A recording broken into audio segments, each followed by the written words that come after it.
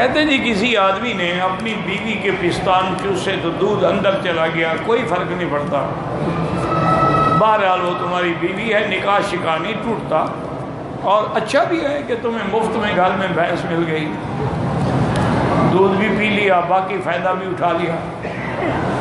बहरहाल निकाह नहीं टूटता, निकाह बड़ा पक्का है। वो तो बचपन में दूध पियो तो फिर रज़ात साबित होती है, तुम तो माशाल्लाह शादी के बाद पी रहे हो।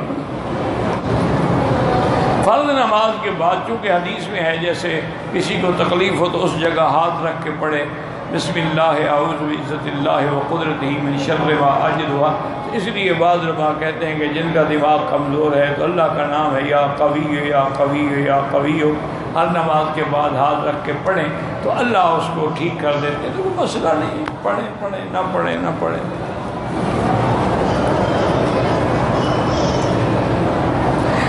महफ़िल मीलाद जो मुनाकिद करते हैं वो बिदात है, उसका करना भी नाजायज़ है, उसमें खाना खिलाना भी नाजायज़ है। ये तो ईसाइयों की रस्म है, उसका इस्लाम से कोई ताल्लुक़ नहीं।